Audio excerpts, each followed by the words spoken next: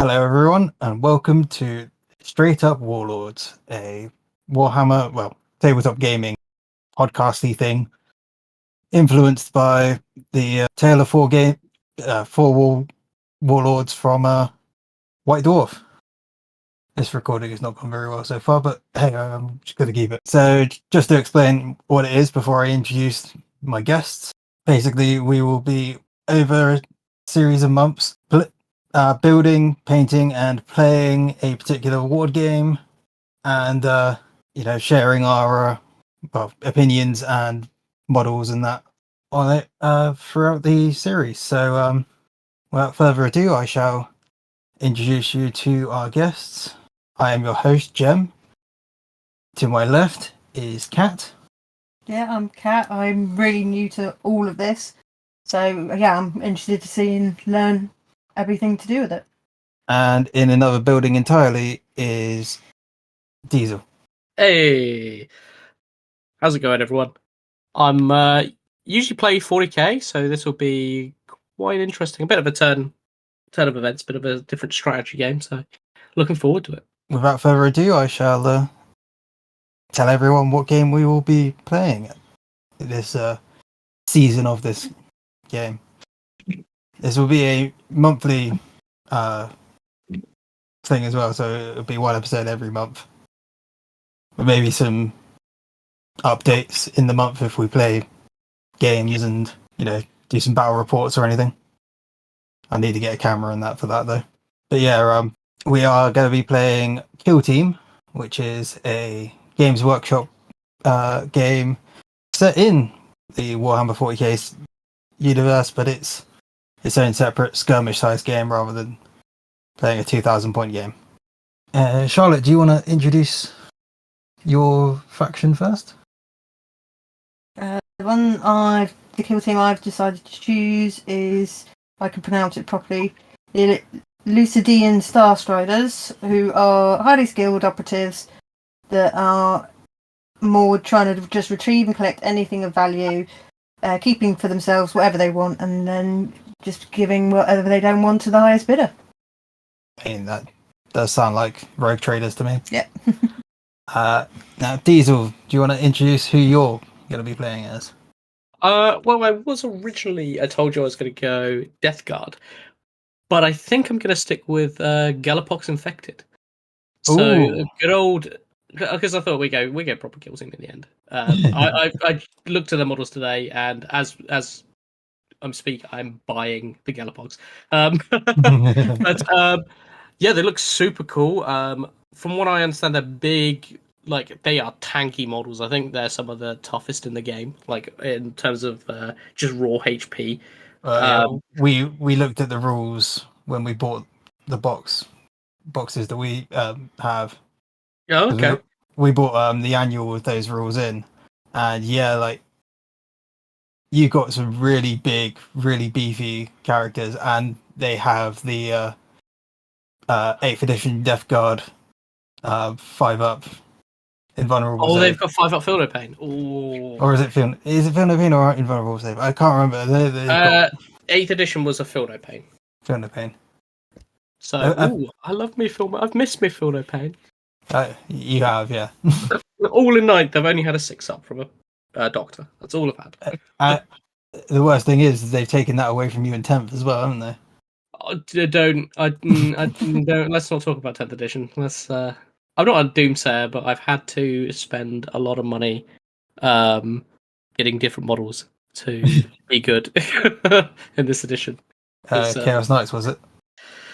No, I've gone termy spam with I bought 2 what are they, Predator Annihilators today. So nice. Because for some reason they've nerfed all my anti-tank stuff. So not great. But hey, I'll enjoy the new stuff. Big old termy stomping everywhere. It's gonna be good. And I guess I will reveal that I am playing the is it the Heirotek Circle? Is it? Was something like that? The Necrons.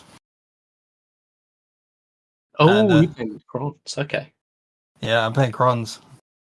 All of my guys are going to be either coming back from the dead or being healed every turn, hopefully. So I'm going to be as unshiftable as you are, Jake. Diesel. Never Okay. knows. Okay, cool. That sounds interesting. Crons are cool. Crons are good at the minute. Crons are cool. I do have an interesting colour scheme in mind as well. Ooh, okay. I'm going gold, silver, and metallic green. So you're pimping out your. I'm pimping out, yeah. You're pimping out. Okay. I'm guessing from what I've seen of your stuff in the past that you're going to go with the official paint scheme on the box, right? I don't know. Well, my Plague Marines aren't. My Plague Marines are actually a little bit different. They're very similar, but they're actually different to the box art. Oh, I didn't know that. Yeah, it's very slightly. But yeah, I don't know about that one. I might make them a bit more disgusting. They look pretty disgusting anyway. They look pretty great with all the gore and stuff going on. So I don't know. I can't.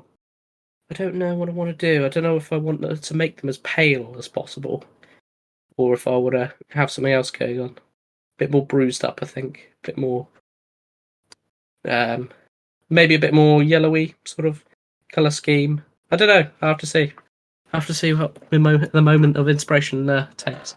I mean, on the one hand, I have a feeling that most of them are probably going to be Voidborn anyway, so how much sun have they really seen? On the other hand, they are infected. Well, they were once upstanding Imperial citizens, so we'll see. Yeah. They were once, until the pox got to them, because I think it's a special brew that turned them into. It's like a gene plague or something. I think the best part though is that yours and Cat's kill teams are supposed to be rivals as well because they were in the same box set together as well. Oh, okay. Ooh, it should be interesting now.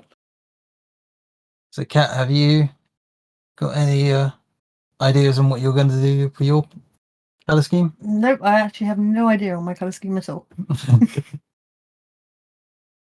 See, I'm the only one that's prepared anything. Yeah. I'm joking. I'm sort of at that point I'm going to build the models and then see what I feel like at the time. That makes sense. It also makes sense for a rogue trader having stuff that's all different colours anyway. But yeah, I guess I should explain to you guys the setting of our campaign. I did send you both messages beforehand of it, but I'll just go into a little bit more detail once I've reminded myself of what it is. All three of our kill teams will have boarded a Space Hulk called the Damnation's Embrace. And basically, we're all there for our own reasons. Why we want to be on there is obviously for each of us players to decide and for the other players to find out at the right moment. Yeah, I've got the terrain for it, so we don't need to worry about that.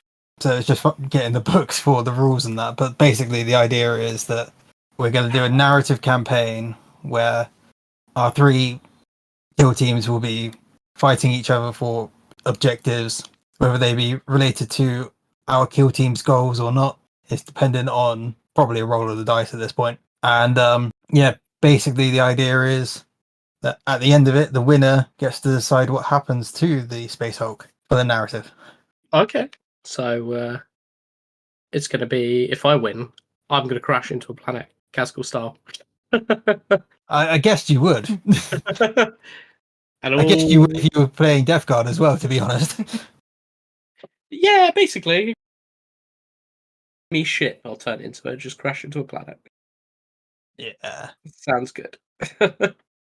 Now we know that Cat's plan is to raid it of all of its valuables and then sell them off to the highest bidder. Sounds about right. Yeah. Yep. But I'm going to be mysterious and keep my plan in the background for now. But just, I feel like Diesel will probably come up with a few theories that are probably going to be close to it, considering I'm going Necrons. Yeah. depends. Necrons differ wildly depending on who's in charge. Yeah, true. So, I mean, if it's like if you're like Tresm's gang, you're gonna go around stealing some stuff. That is true. You know, it just depends on what dynasty you're really with. Yeah. With my color scheme, I don't know if there is a dynasty that has that color scheme. I was going to go make my own, Yeah, might as well. but I feel like my dynasty would probably be allied with the Silent King with my plan. Ooh, okay. So take that with as much information as you're going to get. Okay, fair enough. It's going to be a massive battle station. What was that ridiculous space station the Necrons had? That it was like basically a Death Star. It was a Cron Death Star that was really fucking up the Imperium at one point. I don't know, but I know that they've got the celestial orrery where they can just cause stars to supernova. Yes, they are ridiculously powerful. Tresm's not actually allowed near that. That's he's physically banned from being anywhere near that.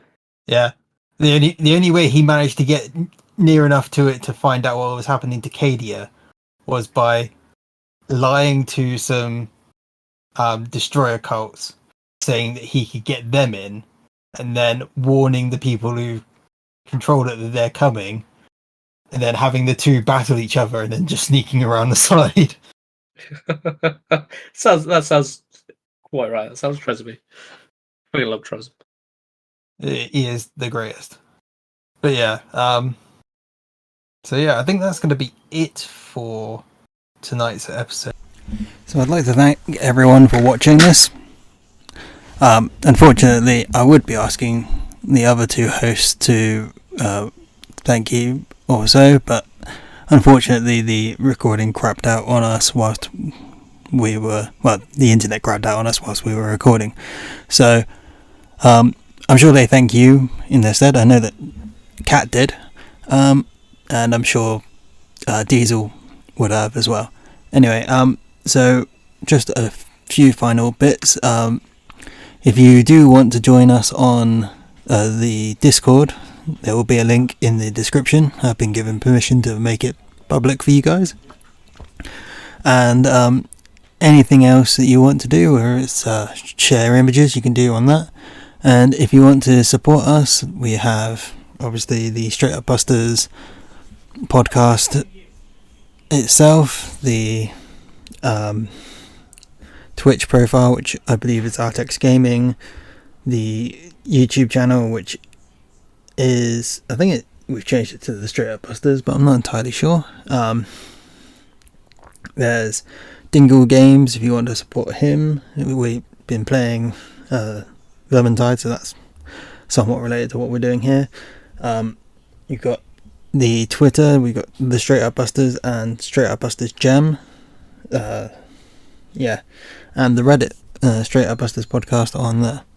So if you want to join us and you want to share your thoughts and opinions or pictures of your models, whether you're going to be joining in on the campaign itself once we reveal the rule set that we're going with, yeah, feel free to let us know, and hopefully we'll all have a good time, and maybe we'll have another day at Enjoyment where we book out the entire playroom and you guys can join us there.